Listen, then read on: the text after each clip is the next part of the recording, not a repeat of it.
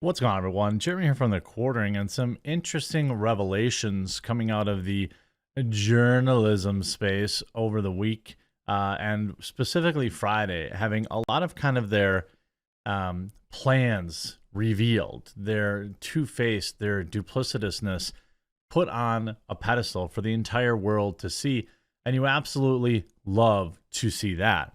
The idea that, Elon doesn't care about the journalist class. That's why they're pushing back so hard. That's why they're going after his advertisers.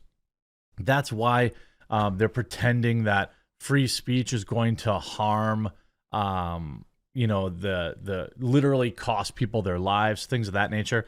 And last night we saw some really interesting pushback from the kind of elitist journalists, a pushback against the elitist journalists from other actual journalists. One of the best subplots of Elon taking over Twitter is that it's kind of becoming this, he's really empowering citizen journalism. And that's the real reason the modern media, mainstream media and stuff like that is panicking, because they know that we can do it better, and we can be more transparent, and quite frankly, more people like actual citizen journalists. You have big, people out there with huge Substacks making lots of money, employing lots of people, providing fair and balanced news versus what you get from the old mainstream media machine, which appears to be falling apart. They keep pushing these narratives about, it's going to be, we're going to go to Mastodon. That's going to be a thing. Fail. We're going to go to Hive. That's going to be a thing. Fail. I mean, I dare them to go to Post. I dare them to. That's simply not that's not doing anything for them. And you see, these articles, this one came out this morning. Twitter layoffs causing unhinged reactions from reporters. I mean, they are unhinged. They're like, we're losing all of our insiders. What this probably is the journalist class realizing that they're losing all their insider connections. They're losing their power over the plebs. You see this Naveed Jamali? Let's see who you are. Former double agent, author, intel officer at Newsweek, a dying publication, writing, "Since Elon Musk took over Twitter, I have lost 3,300 followers, while conservative colleagues have seen an exponential explosion growth. What gives? What do you mean, what gives? People are coming back to Twitter." And also, by the way, I don't know what app this is. He lost 3,300 or whatever. So this is a journalist. Okay, allow me to explain to a journalist what is happening. A few thousand people left Twitter. They also followed you. Tens of thousands, if not hundreds of thousands of people returned to Twitter who happen to be conservative, and they're not interested in your establishment takes. And they're all literally whining. You look at Friends growth, they didn't really grow very much. You see, same here. I lost 5,000 since Musk, though I gained roughly the same when Indonesian Twitter discovered me, hounding a man who insulted our national dress. What? Journalists are literally whining and complaining out loud. You see this article in the Post Millennial from yesterday. Taylor Lorenz literally begging Apple to drop Elon. Taylor Lorenz wants Google and Apple to pull Twitter from app stores. Of course she does. Taylor Lorenz used her latest column in the Washington Post to call for Apple and Google App Store to pull Twitter from their offerings. The reason being that Musk has announced that there will be general amnesty for all banned accounts. In Lorenz's view, this means, and in the view of those she cited in the LGBTQ community and other, quote, marginalized communities that stand to suffer harm from this restoration, her evidence is that Musk brought back Dr. Jordan Peterson, who she notes was banned for Twitter for misgendering somebody. Lorenz complains that Musk brought back conservative Christian satire set to Babylon Bee, who was banned for speaking truth to power of the Biden administration, by noting accurately that Biden's trans diversity hire, Rachel Levine, is a biological male. After Time magazine awarded Levine Woman of the Year, the Babylon Bee awarded Levine Man of the Year, as a joke that apparently was not to Lorenz's liking. She also slammed Musk for restoring the personal account of Georgia Congresswoman Marjorie Taylor Greene. Lorenz doesn't like that Twitter CEO Musk has interacted with YouTuber Tim Pool, who she falsely claims is right-wing, who has been outspoken against the trend of drag queens reading books to the young ones. Apple and Google, quote, Apple and Google need to seriously start exploring booting Twitter off the Apple Store. This is not amusing. This is not just like a random back of the hand, back of the napkin thought. This is her literally demanding it. Think about that. You have a journalist, quote unquote, demanding that Apple and Google deplatform Twitter because freedom of speech.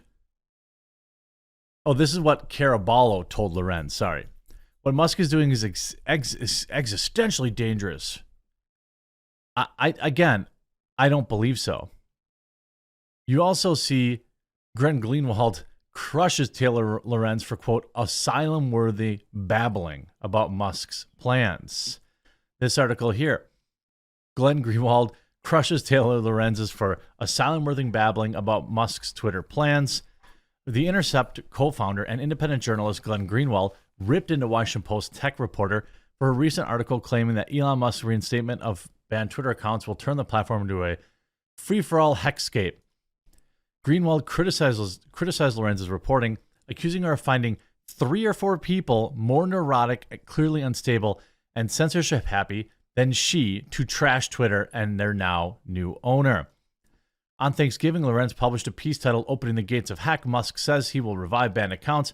It was a report detailing the alarm of activists and online trust and safety experts over Musk's recent announcement that he would be granting amnesty to accounts who had been previously banned. Musk made the announcement after consulting Twitter users with an online poll asking should Twitter offer general amnesty to suspended accounts, provided that they have not broken the law.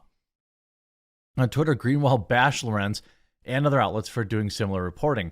His thread on the subject began trending, targeting an Axios article accusing of an over-the-top liberal criticism of Musk's maneuver in order to spin the narrative that it was, quote, harmful for society. Glenn Greenwald's tweet, breaking, allowing those disliked by liberals to be heard on the internet will literally kill people, warned the most neurotic, mentally unwell, petulant, petty tyrants who have declared themselves, quote, online safety experts and are now called that by liberal media outlets. Taylor Lorenz miraculously found 3 or 4 more neurotic, clearly unstable, and censorship-happy than she, bestowed them with fake expertise titles, and now the Washington Post is blasting out her alarmist, asylum-worthy babbling to millions. See, the establishment media, which is exclusively left-wing, they knew that they were in control of Twitter because they were. And they could do this kind of stuff, and they all work together to like signal boost it and share it and tell everyone how super scary it is and how they should be, listening to them. And now that Elon Musk is the owner, they've lost that power. Literally, Elon Musk could end effectively most of cancel culture by like just removing journalists from the platform. Quote unquote journalists. I don't want him to do that, but that's where all this comes from. Right? They postulate these questions like, oh, yeah, an online safety expert. What school do they go to for that? Oh, well, they're just offended online all the time, so they know what they're talking about. I mean, are you kidding me? He continues. Taylor Lorenz, here's one of Lorenz's Twitter friends. Just look at the tweets of hers to see how unhinged and disturbed she is, whom the Washington Post literally cites as an expert to warn Musk's mildly greater free speech is existentially dangerous for various marginalized communities. And he brings up these unhinged tweets from this Alejandra Caraballo, who is pro-censorship and has some extreme views on Twitter, including calling for, in several cases, very, very bad behavior, bannable offenses. What these people are really worried about is now they see that the rules are equally applying to them. They know that they cannot win in an actual marketplace of ideas, to use a cringe term, I suppose. They can't win, I'll say, on a level playing field. They need the system on Twitter unfairly balanced in their favor, which we now know was the case. And there are still elements of that are the case, including the blue checkmark cash system. And apparently there still seems to be a lot of widespread deboosting and shadow banning that hasn't been fixed. And I don't think it's a reasonable way to fix it for everyone to keep tagging Elon Musk and asking him to fix it. He needs to just remove it from all accounts. Again, he also writes, I'm fine with Trump not tweeting. The important thing is that Twitter correct a grave mistake in banning his account, despite no violation of the law or terms of service. Deplatforming a sitting president undermined public trust in Twitter for half of America.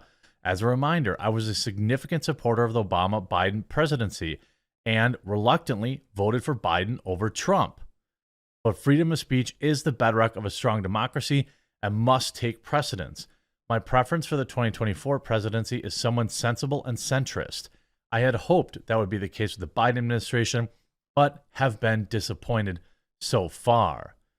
Essentially putting the Biden administration on blast, and like the left doesn't like that he's interacting with people. These journalists have too much to lose if Twitter doesn't make it. You have all these stuff, tribal melodrama. New York Times columnist Farhad Manjoo spoke with many people. They're talking about, oh my God, we're going to lose Twitter. It's democracy's tied to Twitter. Like Twitter's not going anywhere. And Elon obviously has a backup plan if these big corporations move against him. We needed somebody with this level of cash and following to fight back, to fight on the behalf of freedom of speech. And I'm not talking about just for people on, with more leaning conservative views. I'm talking about for everybody. It's just that many of the ideas that the left have been perpetuating for years unchallenged are now losing in that marketplace of ideas because they don't have the scales artificially tipped in their behavior and they're in their favor. And I absolutely love it. I hope you enjoyed this video. We'll talk to you again real soon.